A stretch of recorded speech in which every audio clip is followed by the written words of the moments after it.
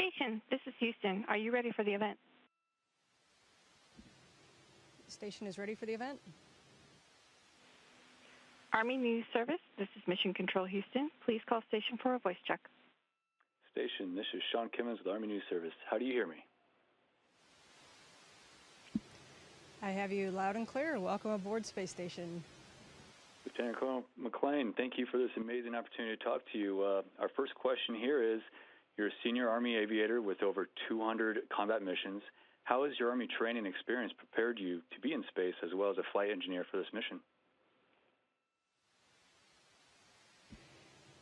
Well, I feel very well prepared for this mission, and a lot of that preparation happened before I got to NASA. As you said, I was an Army aviator. I spent my whole career working high-risk missions in small teams in remote areas, which is what we're doing right now. And, you know, there's a few things I really took from the Army. One was how to lead a team and make tough decisions in circumstances like that, how to be a good teammate, how to be reliable for your team, and how to make your team, you know, have trust in you. I think the skills that it takes or that it's required to fly helicopters in combat is very similar to what it takes to work on small teams up here in space. Great. Our second question is, how did you feel about getting out of the station to conduct spacewalks? I believe one lasted about 6.5 hours. How challenging was that, and what were you able to accomplish during that time? Yeah, the 2 spacewalks I did last month were, actually earlier this month, were very different. The first one was doing some battery replacement and upgrades to our power system here on Space Station, and the second one was installing some cable jumpers to allow us to have a redundant power system to our robotic arm. And ever since I first started training for spacewalk, something that struck me was how similar it was to being a pilot on a scout weapons team. And there's a few reasons for that. You know, the suits that we wear outside, they are like small spacecraft, keeping us alive out in the vacuum of space. And so you have to be able to monitor that suit. You have to know your suit well enough to make to enable yourself to do the mission while not having to think about the suit, but still at the same time monitoring its systems. It has its own power system and a thermal regulation system, electronic system, a radio system. Very much like flying a helicopter. You know, the best pilots use that helicopter for the mission rather than all of their attention having to be focused on that helicopter. So getting to a level of proficiency where your focus can be on the mission, but you're also cross-checking this very complex system that your life is relying on is very similar to doing a spacewalk. And in addition to monitoring yourself, you're also monitoring your partner that you're with. So up here on a spacewalk, that's the other astronaut that's outside with you. On the ground, that was the other helicopter that I was flying with. And most importantly, you know, you have to be able to work with that other person and their system, their spacesuit, their helicopter in order to accomplish the mission. So it was actually amazing to me how many of the skills kind of carried over into that environment. Great. Any advice you'd like to share to soldiers listening who may be interested in becoming an astronaut like you? Sure. One of the things that I really like to point out to soldiers and to civilians that are outside the military is that the Army is so diverse in the opportunities that it offers you. And no matter what your passion is, you really can find it within the Army. I was very fortunate to be able to pursue my passion for aviation. I was able to get advanced degrees because of Army opportunities that I sought out. And the biggest advice I can give to soldiers is to have a goal and to think 5-7 years out. Where do you want to be? And then, you know, talk to your leaders and see what you can do to make that happen. The opportunities really are endless, and the sky is not the limit. I'm sure you're keeping quite busy up there. Can you briefly describe some of the scientific projects you're helping with on the space station? Sure. Every day on the space station is a different day, that's for sure. Sometimes we spend a lot of our time doing maintenance tasks, and that's taking care of the space station itself. About the size of a football field, it requires a lot of ongoing maintenance just to keep it running. But as you mentioned, we do a lot of science experiments on board. We are a national laboratory, orbiting laboratory, the only one of its kind. And so, you know, the experiments that we do, they really belong to the citizens. So some of the interesting experiments that we're doing lately, one of them that's coming up is the refrabricator, and this is looking at 3D printing technologies. How can we recycle plastic materials that we've used on space station and make that filament for a 3D printer to be able to create new parts. And I think that's a really exciting new technology for to enable deep space exploration. As you know, in low Earth orbit, we're only 250 miles off of the Earth. We get cargo resupply vehicles. We just got a Cygnus, the 11th mission of the Cygnus, up here to resupply us on Friday. But for deep space exploration missions, they can't rely on cargo missions. So we're looking at ways, we're really using the space station as a test bed for some of the technologies that are going to enable us to work autonomously in space and hit some of our deep space exploration goals. Great. Well, thank you again for speaking with us, and we hope to talk to you again once you get back in our Earth. Looking forward to it. Station, this is Houston ACR. That concludes the Army News Service portion of the event. Please stand by for a voice check from KCTS. Station, this is Sarah Hoffman with KCTS in Seattle. How do you hear me? I can hear you just fine. Welcome aboard Space Station. Great. It's an honor to talk with you. You've given a lot of great interviews, so I'll be asking some more specific questions for a story we're working on. My first question is, since you've been in space, what is the biggest discovery that you've had about yourself and about the universe around you?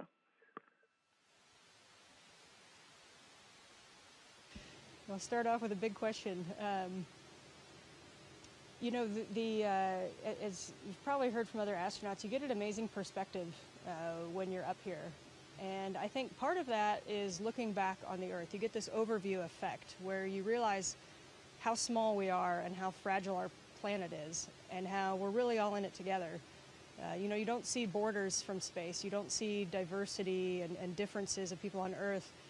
The folks that we interact with are located all around the world, and we are all focused on one mission. And we work with people from all different countries and all different backgrounds and all different cultures, but we're all driven by this human desire to explore, and it's very unifying.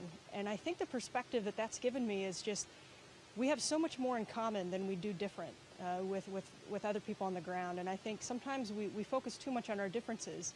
But when we all look up into space, we see the same stars and we see the same sun, and it really can be unifying. So for me, that's been kind of the biggest perspective, and I think it's a privilege and a lifelong burden and responsibility to try to share with people that perspective. Great. What are some of the human experiments that you're doing on board the ISS, and what can they teach us about the future of space exploration? Yeah, as you mentioned, we do a lot of research on the space station. One type of those experiments or one category of those experiments are human research, experiments on our human body, how we react in microgravity. And some of them we're figuring out answers to our questions, and sometimes every day we're learning new questions that we need to ask in order to get to this autonomous deep space capability with human space flight. One of the recent ones that I've been a part of is called airway monitoring, and this is looking at airway inflammation up in space. So when we're breathing the air, you know, the small particles in the air, they don't just fall to the ground like dust on the ground. So we tend to inhale, or perhaps the theory is that we tend to inhale more fine particles than we would on Earth. And so we're looking at our body's response to that by measuring nitric oxide exhalations as an indicator for airway inflammation. And so understanding, you know, how clean does our air need to be? How does our body react to the air? And you look at, when we talk about going back to the moon, you know, a lot of people are aware that the moon dust is a very, very fine particle. It's almost like a powdered sugar fine particle. And if that's in the air and we're breathing that for months on end, if we're doing, you know, extended stays on the lunar surface, you know, we need to understand kind of how that affects the human body. Great. Can you walk me through your daily routine in space? Sure, I will float you through a day in space. No 2 days are similar. No 2 days, well, I suppose they're similar, but no 2 days are alike, that's for sure. We can wake up in the morning and just have totally diverse tasks, and even the four of us or the six of us on board can have very different tasks day to day. But in general, we start off with a meeting in the morning between all of the centers on the ground. As I mentioned, we have centers all across the world which support various parts of our flight here on the International Space Station. We have centers, the primary centers that we deal with are in Moscow, Munich, Tsukuba, Japan, Huntsville, Alabama, and of course Houston. And so we all get together, all the centers get together on the radio in the morning, and we talk about any changes to the plan, any big picture updates everybody needs to know, and that's kind of the flight director's chance to put out any big picture words for the day. After that, we go into our variety of tasks. We have 12-hour work days on board, and so we can take a break about midday to get a little food in. But other than that, we are doing anything from maintenance tasks, which can be changing filters or vacuuming or changing piping out or checking on computer systems and different experiments. Or we could be physically conducting or installing brand new experiments. I'm sitting right next to a multi-use variable G platform, an experiment that I just installed yesterday for use on the ground. And so all that time is planned until about 7:30 in the evening, where we have another meeting with all of the centers across the world to kind of sync up and talk about what was accomplished that day and going and kind of tie up any loose ends. And then in the evening, we kind of turn the cameras off and we have some personal time to relax and get some food in and talk with our crews or call our families. What did you see today when you looked out the window?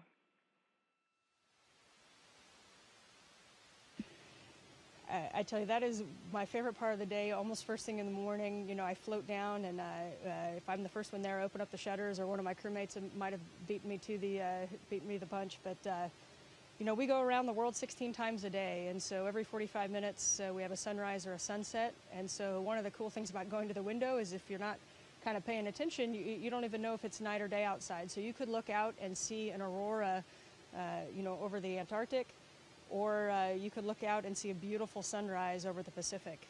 This morning when I looked out, we were flying over the Sahara Desert, which is absolutely beautiful. You can look out and it's just a distinctive color from space, and it really is beautiful. Thank you so much for your time. I really appreciate it. It was great to talk to you. Thank you.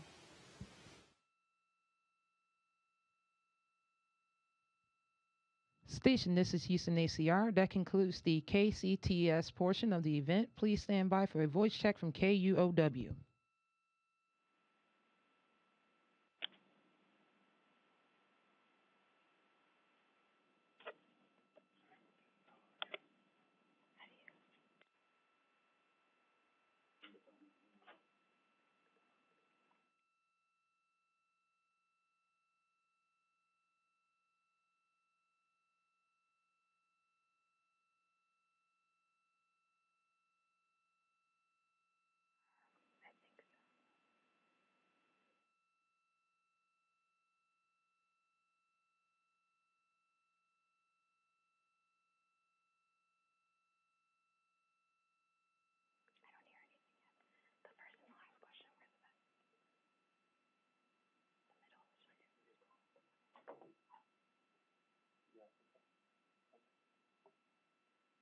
I just want to hear what they're going to ask, if it'll help us. I don't hear anyone yet, though. They disconnected us. Maybe. How do you turn up the volume?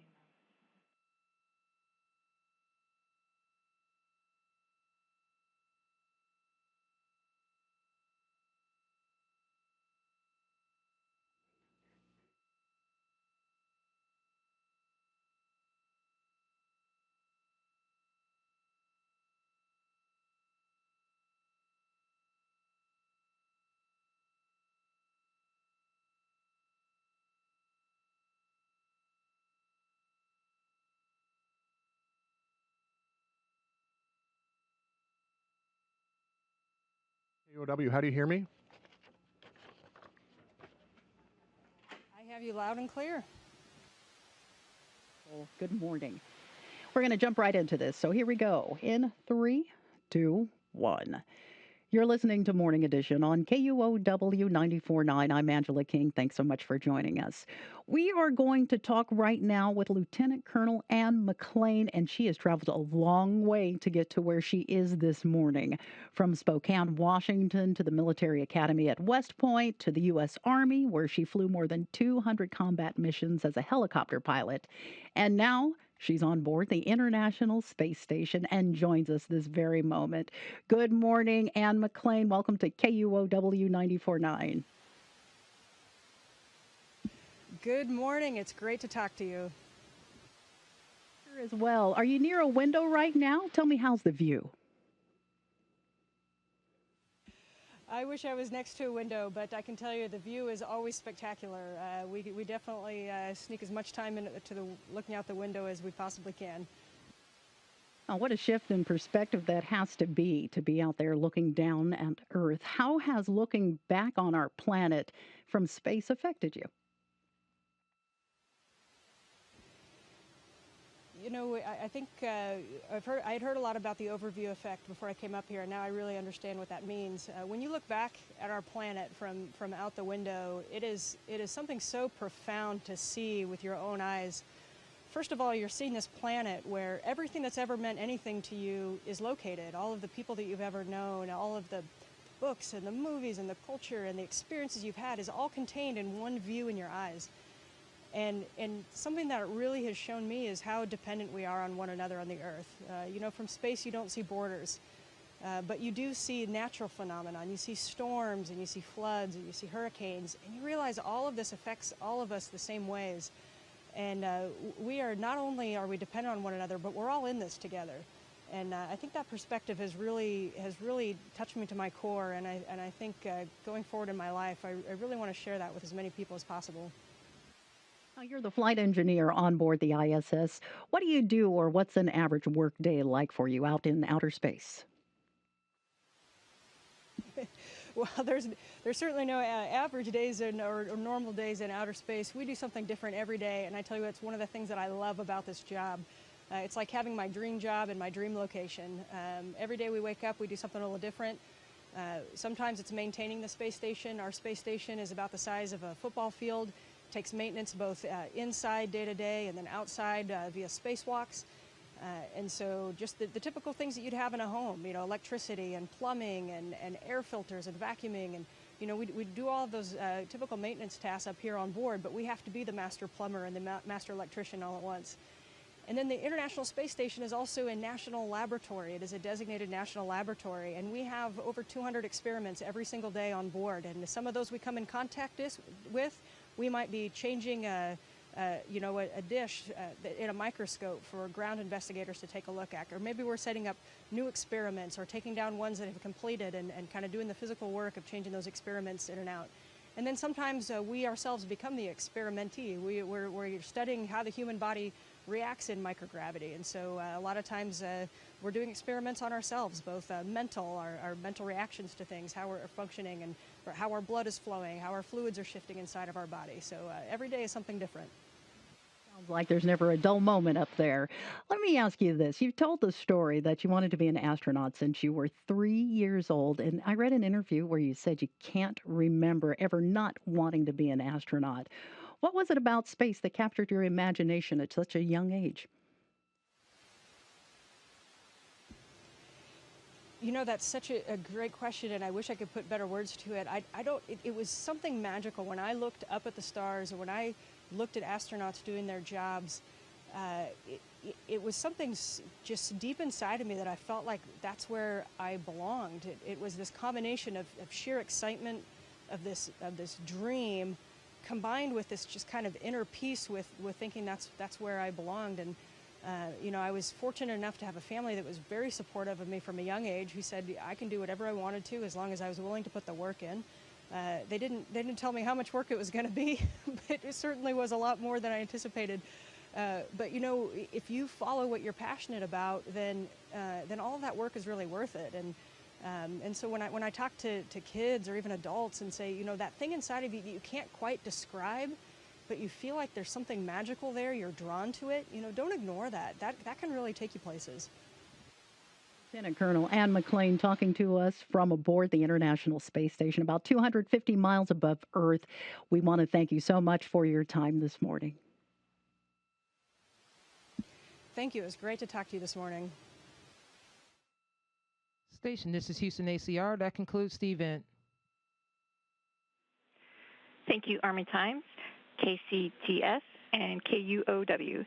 Station, we are now resuming operational audio communications.